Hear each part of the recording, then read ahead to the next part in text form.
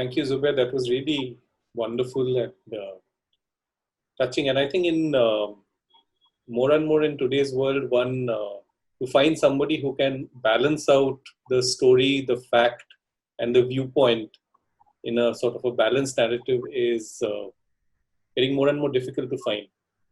So unfortunately, I never had the opportunity of interacting with Mr. Raju, but I've read some of his writings in the publication. And what you just said resonates very strongly. Just quickly to take on from what Zubair said, 2 or 3 things.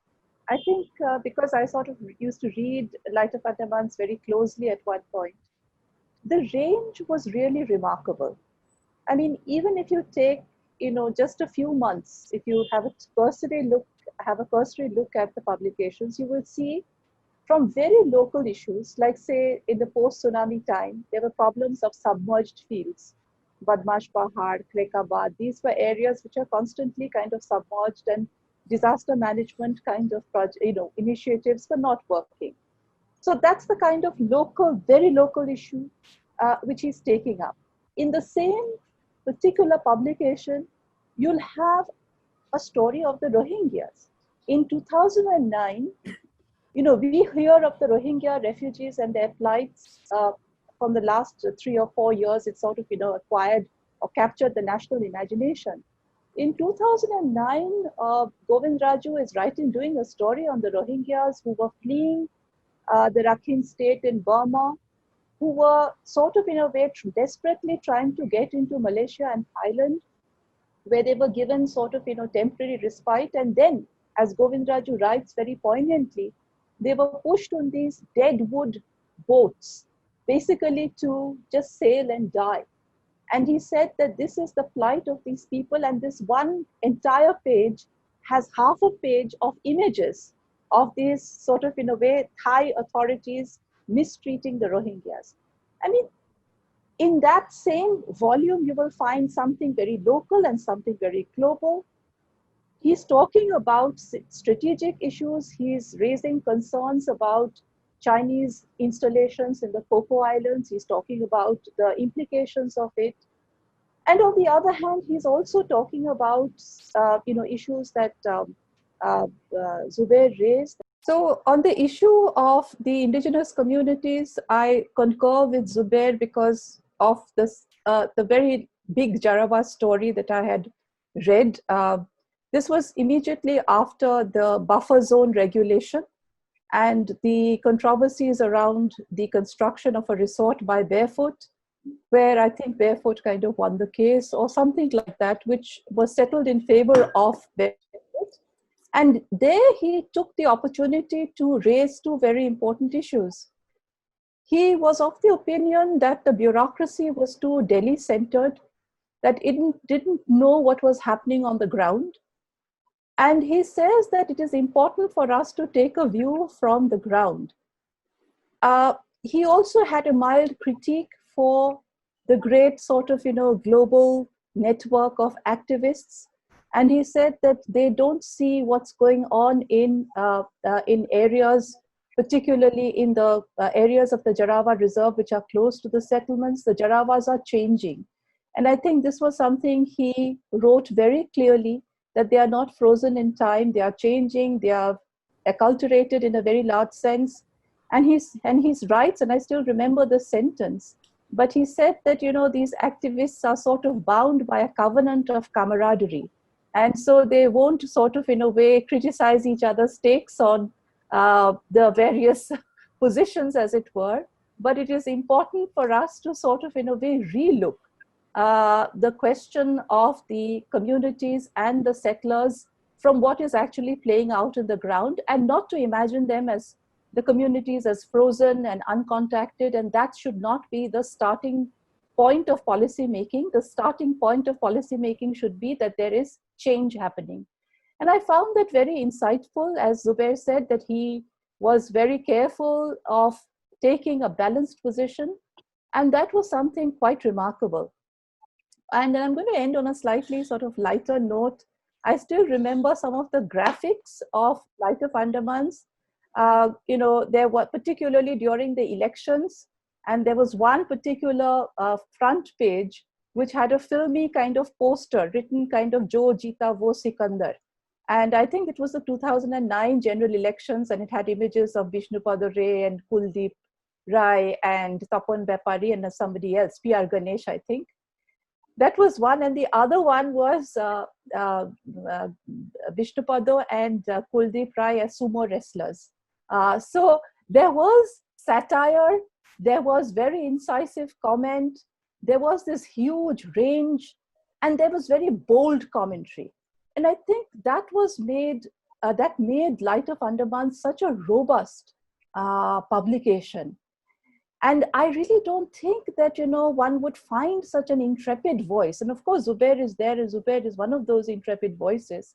But I think the island deserves more in terms of the magnitude of problems it faces, and in terms of the apathy that it's greeted by. I think that kind of voice is needed once again. So I'll stop here, and maybe Manish and Vishwajit can take over. One thing, much has already been said. There's something very personal which I hold very dear to me, or to my thought process.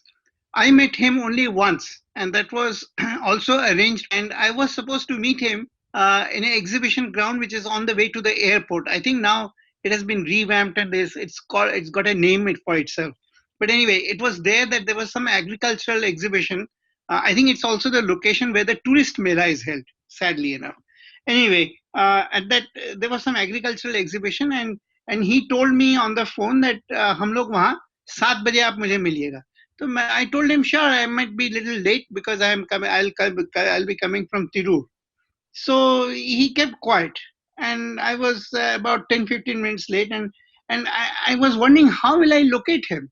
So he said, you don't worry, I'll be there in the field itself, And yes, he was surrounded by a couple of chairs, and he was plotted there, and there were a bunch of other people talking to him. So I figured out. So I very humbly went and I said, "Aap Govind ji hain?" So he said, "हाँ हाँ बैठिए Pandey ji." So we sat down. So he said, "क्यों तिरूर गए थे?" So I told him, yes, I had gone to Tirur to do some work with the Jarvas. So he told me, "ये अच्छा है, आप लोग you do this is very good." But even at that time, he had pointed out something which I tried to implement in Antari. Unfortunately, it has not been very successful, but I'll attribute it him partly to him. He, not the failure of it, but the attempt to implement that thing.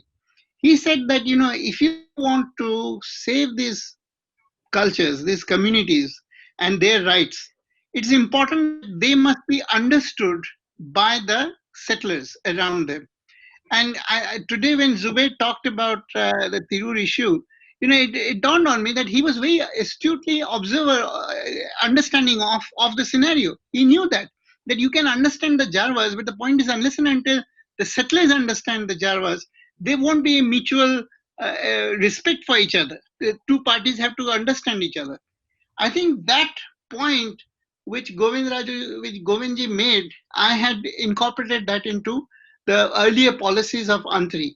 That Antri's one of the tasks would be to also spread awareness and a knowledge and a understanding and a respect for the culture of the so-called junglis, as people used to call them.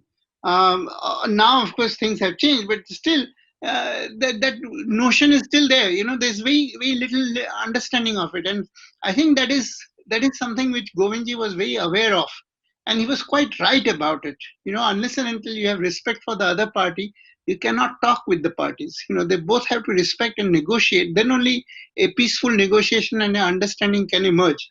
I just wanted to add that as a personal influence of Govindji. We still have his old issues. In fact, it's right under in a shelf in my desk, and it's a stash of published papers which we hold very dear. Anyway, that's all I wanted to remember him by. Yeah, all of you, have said so much about late Mr. Govinda Raju.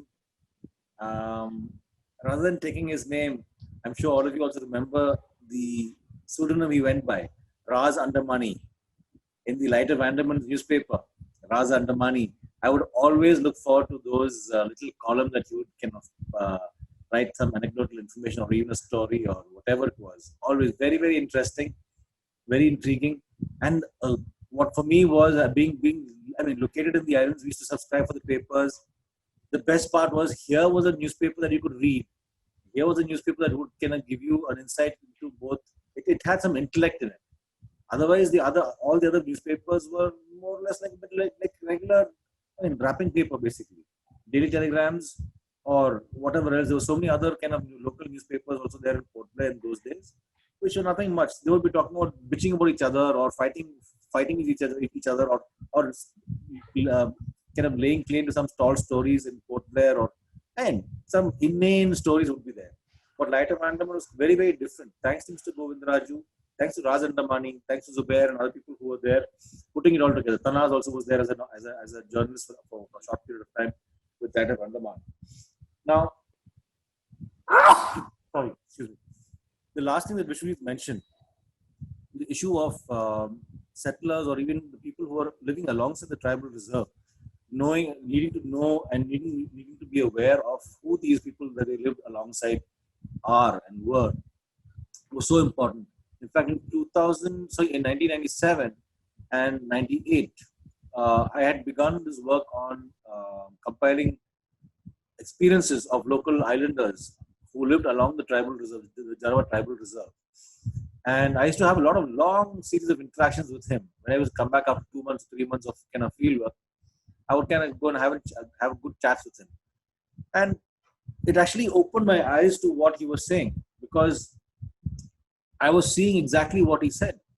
Like what I was hearing, stories I was hearing from much beyond Port Blair, from Tirur, Jirkatang, and you go on even Baratang and Kadantala, all those places, Bakultala, Kalsi 1, Kalsi 2, pretty remote areas at one point of time, not anymore.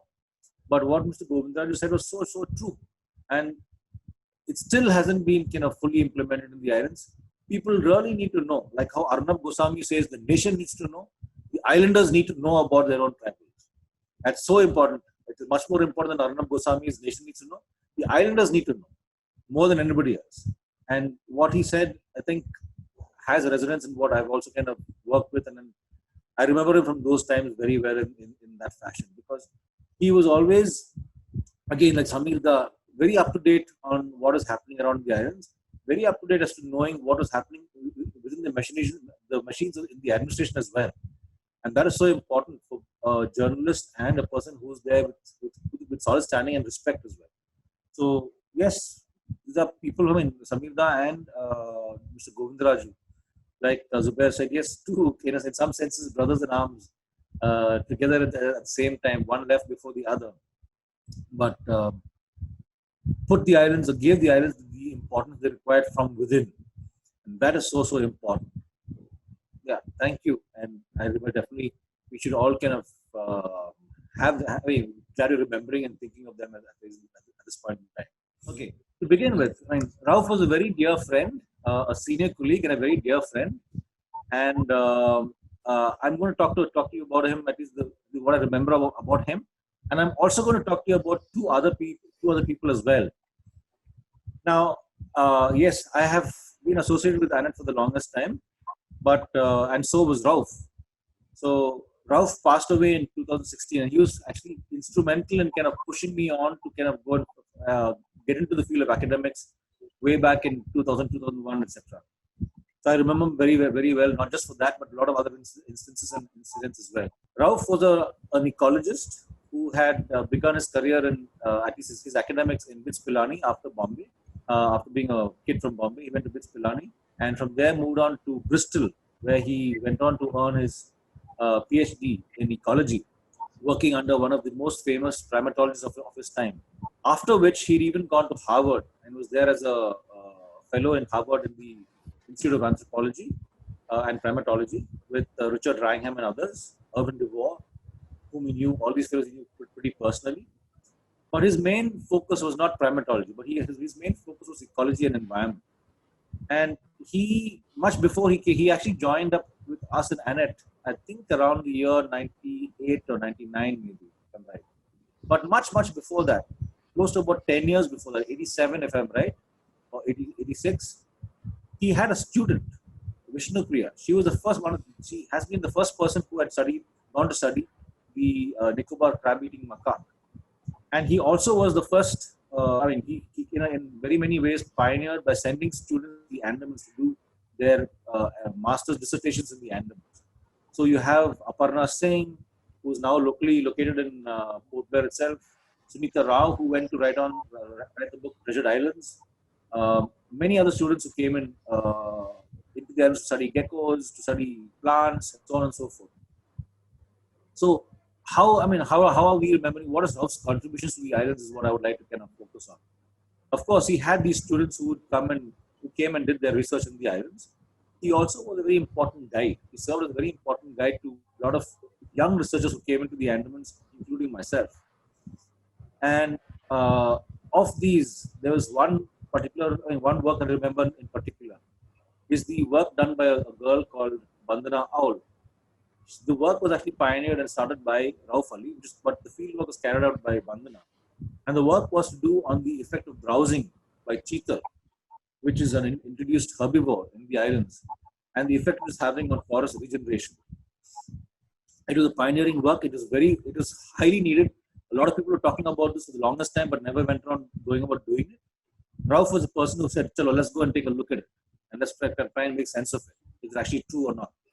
So he actually did these studies with Bandana, and from there he moved on from there to Interview Island, where he went on to study or rather do a census of elephants on Interview Island. I made the drawings for him. I remember I still have those sheets: a side profile, left profile, right profile, ear profile, front profile, legs, and even the bum of an elephant, to try and for the field trackers to kind of identify elephants individually. But Rauf was too scared to go into the forest on his own, but he couldn't manage. So he said, he's very clear, there's no chance I'm going to go and kind of get chased by an elephant. I'm going to send these two old blokes who are very good in the forest. And he actually got that study done. Again, he was the first person to actually do a good, proper census of the elephants on Interview Island. And you can share his picture, Anirban, if you like. So he actually, apart from all of this, these small studies, which were short-term studies, there also was a very long-term study that he had proposed, which he referred to as a ridge to reef study. Essentially, what he was proposing was understanding how sediment flow and even how the dynamics of island life on the islands, how it influenced life beyond. And that's a picture of Ravi. Just go back to Rauf's picture, please. Yes, thank you. How the influence of what happened on land, what influence it had on the sea, through the coral reefs, and even further beyond into the pelagic ocean as well, because of sedimentation and so on. This ridge to reef concept, Rauf was propounding and kind of proposing for the longest time. Unfortunately, there were not many takers for it. But he went on to kind of help Harry Andrews, who is the second person I'm going to talk about, because Rauf doesn't come alone. And he was all part of it. And even though we just kind of stuck with Rauf, there were two other people who are actually equally important who did a lot of contributions to the islands. So Rauf, while he proposed this work on the Ridge to Reef research project, he further actually went down to the Nicobars and he began what today is being touted and brought together as the Nicobar Virgin Coconut Oil Project.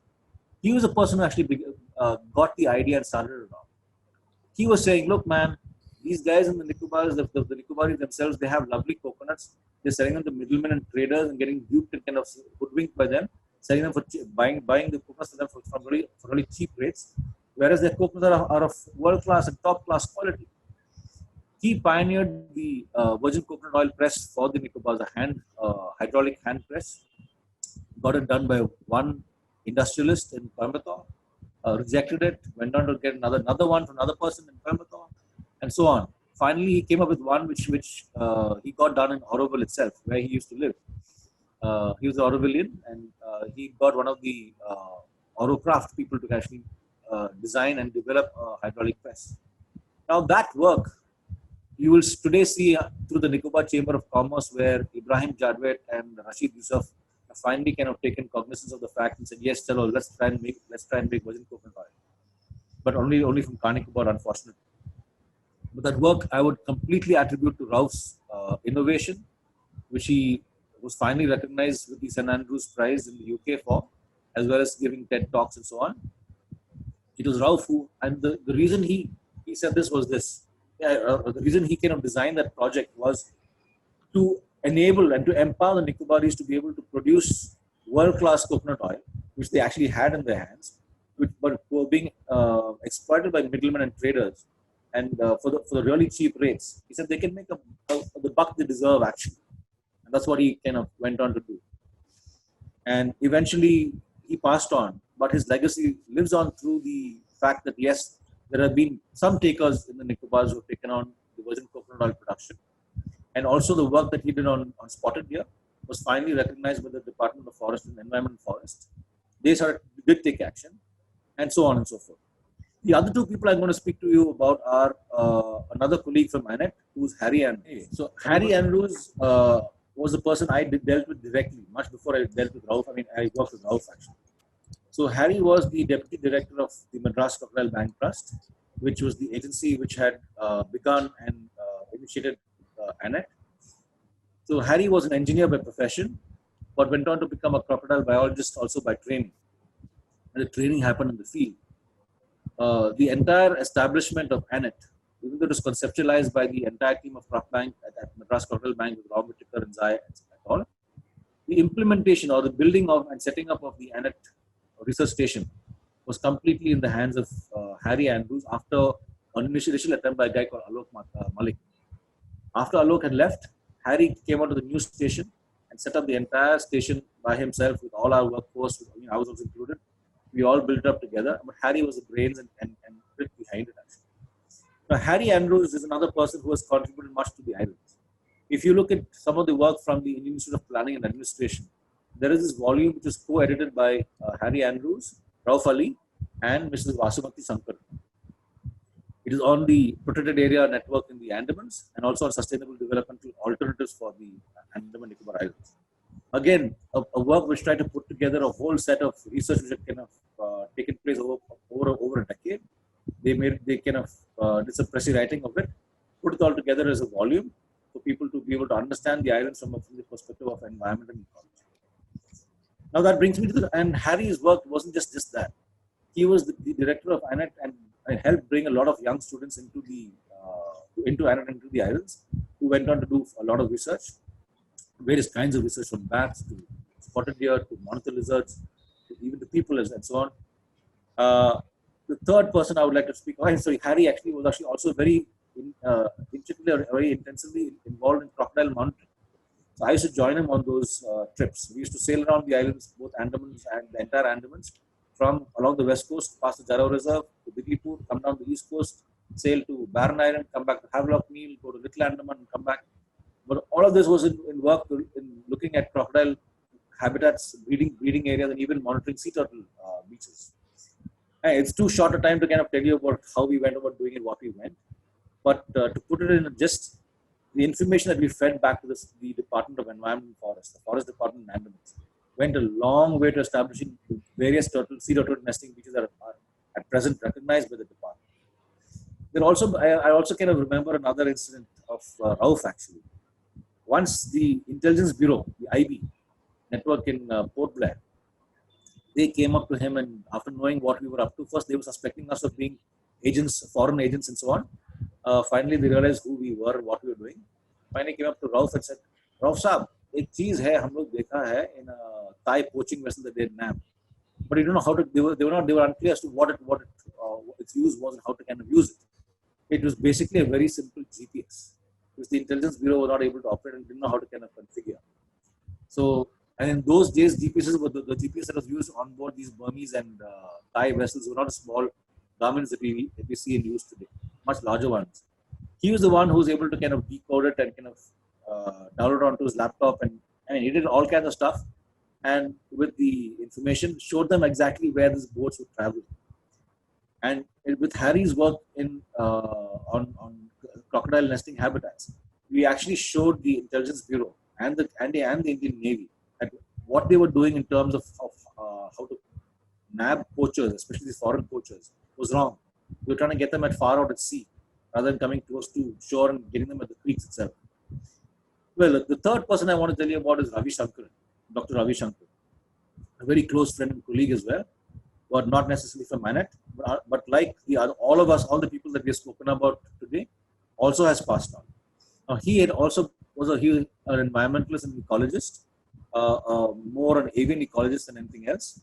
And his work, he was the first Indian to have gone and done work on the Nicobar megaport in Campbell Bay and Great Nicobar. And following which, again, that was a pioneering piece of work because before him, there was this Dutch person called Rene Decker who had gone and done a small study in Great Nicobar.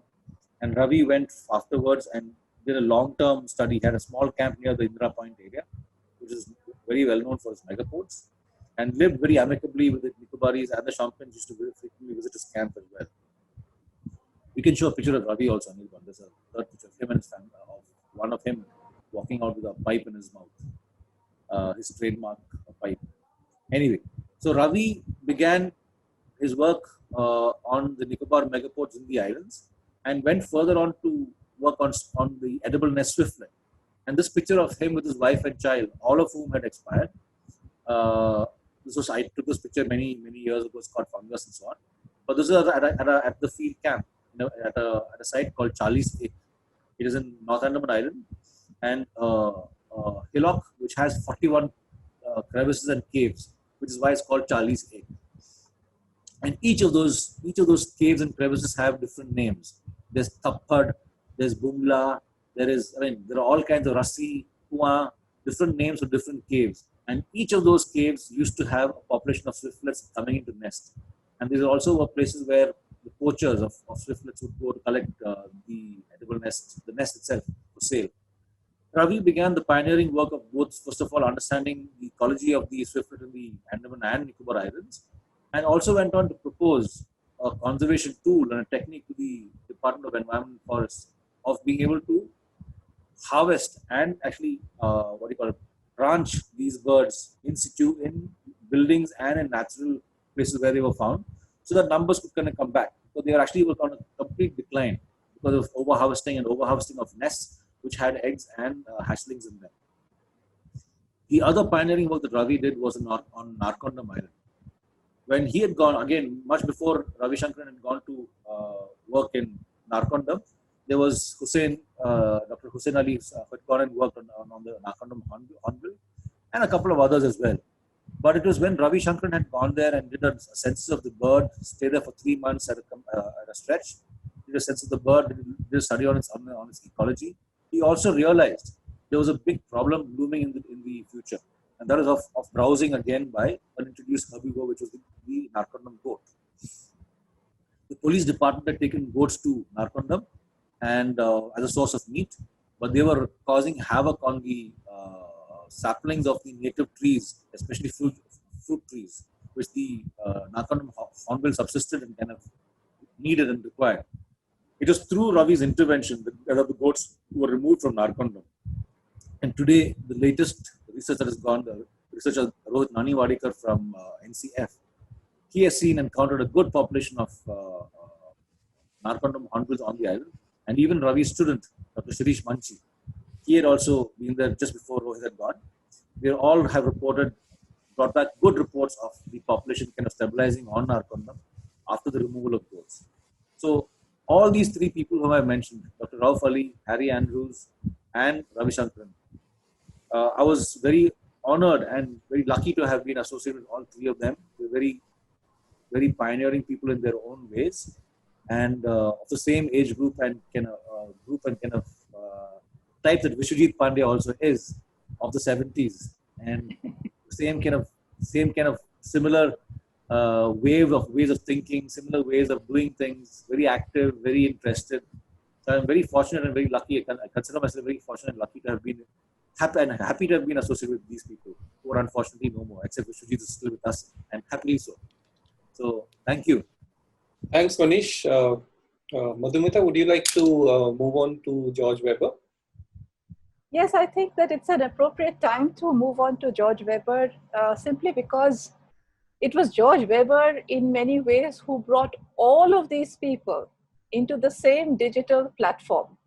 The Lonely Islands was our first stop for anyone who was visiting the islands for the first time and who would like to know something about the islands. I think particularly in the 90s, our first stop was Lonely Islands. And this was something that I discovered to my great astonishment, was the work of this maverick Swiss entrepreneur and geologist, and a person who's deeply interested in the story of the human migration, and particularly the link that the Negritos, quote unquote, formed in that story.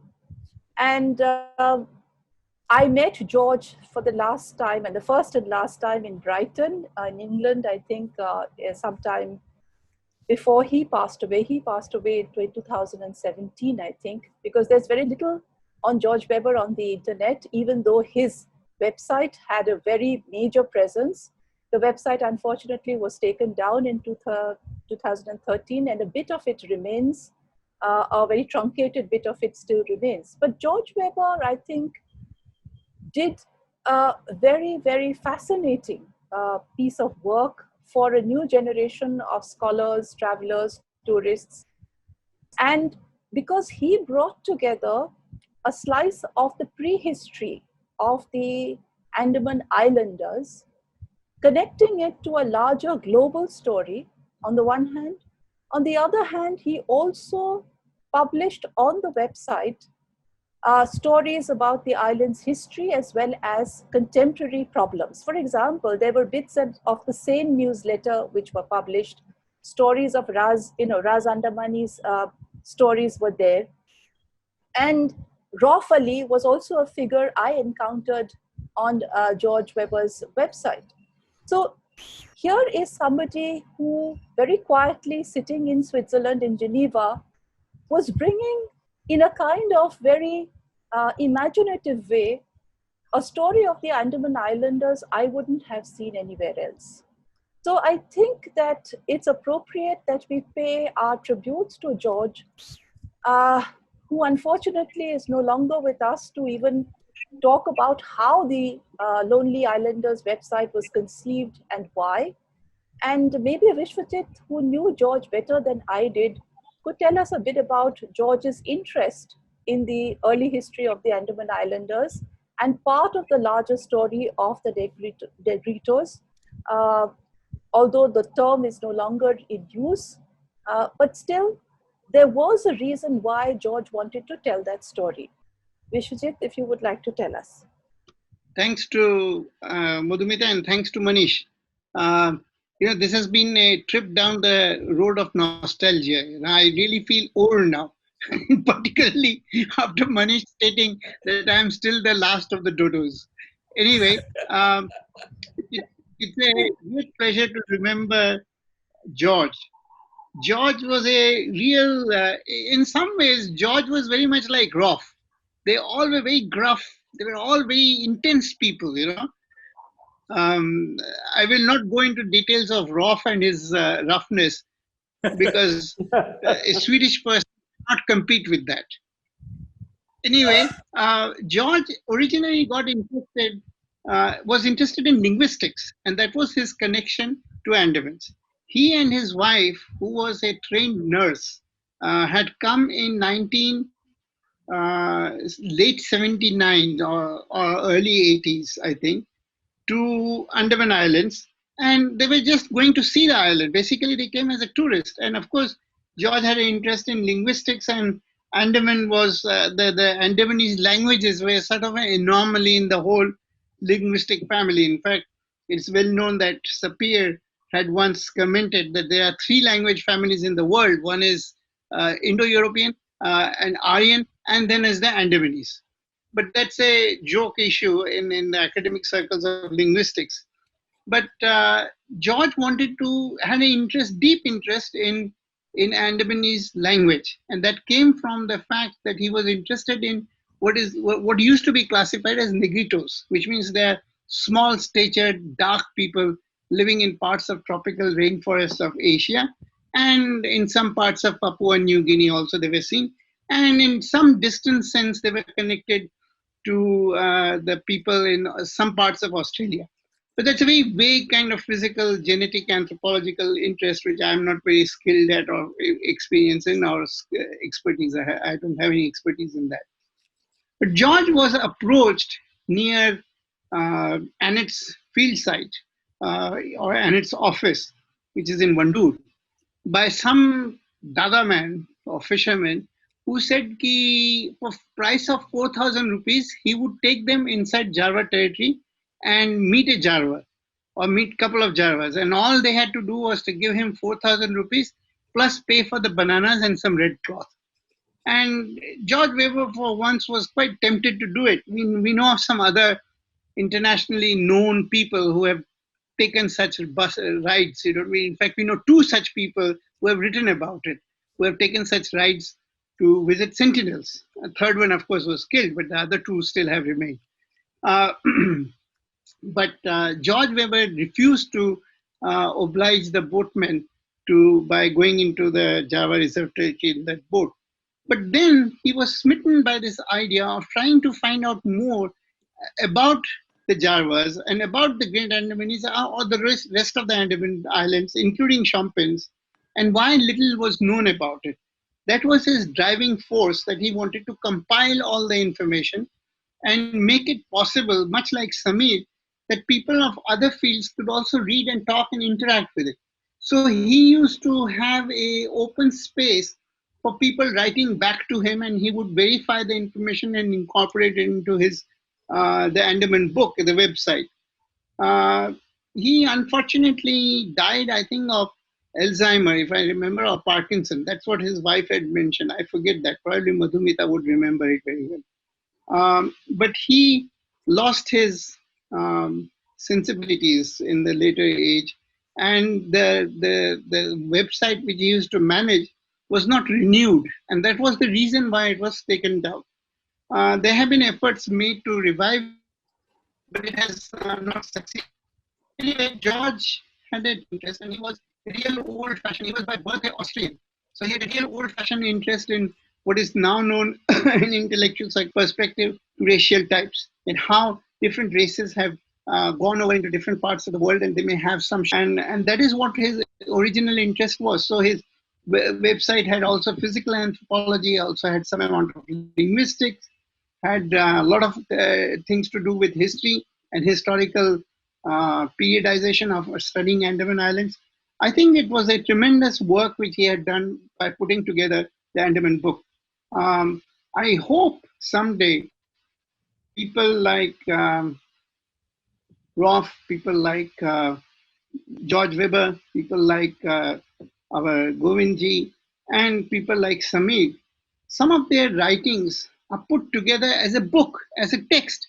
I think the Andaman, unfortunately, islands do not have something called as an island study, which is a common theme in most of the island cultures in the world, where there's a classified, focused study on island cultures.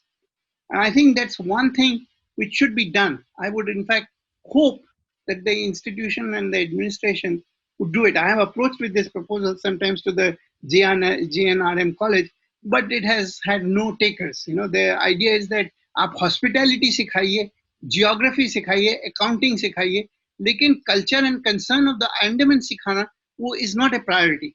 But if you see these people, the people whom we have remembered today, what I was trying to say is that one of the common things among all the people we have remembered today so fondly and dearly, who have been very inspirational to all of us in some ways, is the fact that they were not just people confined to one field, whether it was journalism or people confined to conservation sciences. They were also connected to various other disciplines. And that is one of the uniqueness of people interested in islands anywhere in the world. You cannot just be confined to one discipline. There are various, because the ecology, the environment of an island is such that it's very complexly interrelated. It's not like mainland India, where there's a huge subcontinent. Rajasthan's geography, Rajasthan's environment has no connection to Deltic Bengal, or Bengal's experience of floods and cyclones may not be something which is very complex and very delicate, intricate interweaving of various concepts and disciplines which need to be understood and appreciated. And of course, people are a very important part of it. Talk about people as well as the rights of the Andamanese people or the tribal people as well as the history of the people who had settled there. Rauf could talk about somehow the bringing economic change and development to the Nicobaris who were also growing the coconuts, though he is interested in feral species. So these are just two examples, somebody like George is interested in linguistics, but that concern with linguistics takes him to understanding of a history and the way things have been written about and the politics of various chief commissioners, that information, putting it in one place for people to refer to it. Same is true with Samir. He was running a small business, or rather a prolific business, which went through the various stages of development, but he never lost his concern for the environment and the people of the island. And he himself was somebody who came from Calcutta and had settled there. And so in that sense, it is perhaps one of the best ways to remember and to islands certain kind of future is that we should try to make a concerned effort to bring these people's writing, just to create a corpus of literature which could be seen as a way to study the island, the way to appreciate the island, whereby zoology, environment, birds, plants, the primates, or primates being only just the macaw and the Great Nicobar, but they all have to be understood and appreciated together, which would inspire the next generation to take care of it. And I think it is very essential that something like a GNRM college must do it now that we have internet and finally the phones, the lines have reached Andaman. This thing can be done by bringing people from various fields to talk about it and create a class, of students who are devoted to this rather than just teaching them how to run a taxi for the tourists or how to manage the bed sheets in a number of beds which are booked into a hotel. That's not going to take us anywhere. That's not, it's a useless thing. Look at this corona, and the whole tourist industry has fallen apart. There are a lot of people in Port Blair I talked to, and they said that we gari nahi chalti, tourist hi nahi aa raha hai. So we have to think in long term that this concern is a way in which these people have shown us a way which we should try to nurture, cultivate, and try to showcase it as a uniqueness of the island. Some ways, perhaps Lakshadweep has done that, in terms of their concern for, probably Manish knows better because Manish is one of his supervisors involved with Lakshadweep and its environment. So anyway, on that note of a certain kind of hope and a certain new things to take up, I'll stop over there. Perhaps we can have some kind of round turning closing statement from Madhumita or Anirban, and then we can all break for dinner. I think all of us, and Zubair, would you like to have a last comment to close this, and then we can just add on to it and close. Yes, Zubair is the real voice of Ireland. Yes. We are all Bahar ke log. We are all feral species. No, we always had that debate, insider outsider debate on Andaman Nicobar group. I have had the opportunity to meet all of you, and then Pankaj, Rauf, uh, and always there was something they used to share with us. And I remember Rauf sharing a lot of things, like he used to mail me whenever he used to find something which needs to be published in the islands. So if it was about the coconut mission in Car Nicobar, and how some officials were creating problems, obstacles to transport it from Nicobar to Port Blair, or if he had actually sent me the order on Tilangchang island, where that proposed structure was supposed to come up for that missile testing and all. So it's always a source. He used to always send me a lot of information about what's happening about the islands outside. The same thing is with Manish also. Whenever I have some doubt, I always call Manish, and if I have to write something, I get in touch with him. Uh, Whether it's Harminder Bay, Nicobari settlement, or the issues in Little Andaman. Pandyaji was always there, is always there. Like if there is something about the tribes, if I want to confirm it, though I am in the islands, I get that authentic information from always from the Pandyaji, and in his own style, he would convey it to me, and then I'll have to decipher out of it what actually is happening in the islands. So it's always uh, I'm very fortunate that I've got so many friends in the islands as well as outside, and our all the mission is same. The islands has to be the island is the common ground for all of us, and and in whatever way we all contribute. It's actually I'm not the voice of the islands. I'm just one person here living among so many people, and I face them on a day-to-day basis. Whatever happens outside, and or if there is something written about the islands from the outside, naturally I become a spokesperson for so many people here. Okay, and then I have to defend that sometimes. Okay, and like uh, I don't know what to say. It's it's it's a great opportunity that uh, we are all on the same platform discussing about the islands, and I think the Andaman Nicobar collective needs more from the islands itself. More people need to come on this platform so that we can get the real voice also from the settlers, what they feel about the islands or the environment and the tribes, because their voice is very important, as Raz Andamani used to always say, and that space needs to be created. I think Andaman Nicobar Collective is a good platform for that. Thank you very much for this inviting me for this discussion.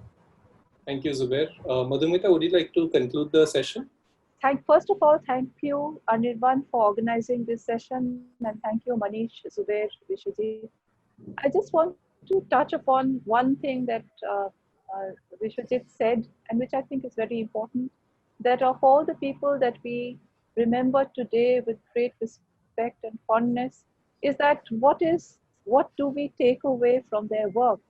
And what Vishwajit has rightly pointed out, that one of the key things that we take away from their work is their very expansive understanding of the Andaman Islands in all its connectedness, from the indigenous communities to the settlers to the biodiverse kind of ecology of the region, to the global connections. I mean, Andaman is part of the story of the human migration. Andaman is story of the colonization and empire.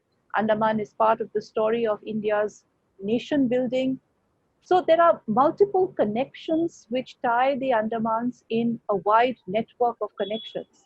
And so when mainstream media writes about the Andaman Islands in very stock phrases like remote islands, isolated people, uncontacted, I mean, whether it's the indigenous communities too, I mean, who are the most uncontacted people? Only the sentinelese, as it were.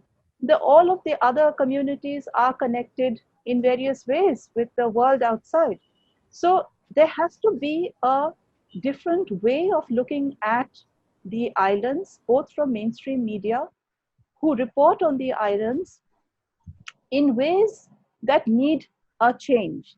And our Andaman Nicobar collective was one kind of way in which we thought that we would bring in perspectives which are not generally discussed. So I think, as much as I agree with what Zubair is saying, that we need to have more people from the islands talk about their own experiences, we also need to see both, as I said, from the inside and the outside, that how the islands sort of figure in larger discourses. So it's not just a small little place which is there, but it is connected very deeply into larger histories and larger structural contexts, as it were. So I think I'll end on this note, and hopefully we can organize another session with another issue that will engage people from the islands as well as all of us. Thank you, and Anirban, over to you. Thank you everyone for joining in today. I think it was an amazing, insightful experience, not just because for me personally, I got to hear and learn and get a glimpse into the amazing work and the journey and the narratives created by these individuals, but also I think it kind of allowed, kind of gave us a glimpse of what is required for the future, which Vishwajit very poignantly kind of pointed out. The whole idea about looking at the island afresh and creating an island study and focusing on the island, the culture of the island, what is unique about the island. So with that, I think we'll end today's session, and we will connect again very soon, and we'll plan and we'll share the session, what the topic of the next session is shortly.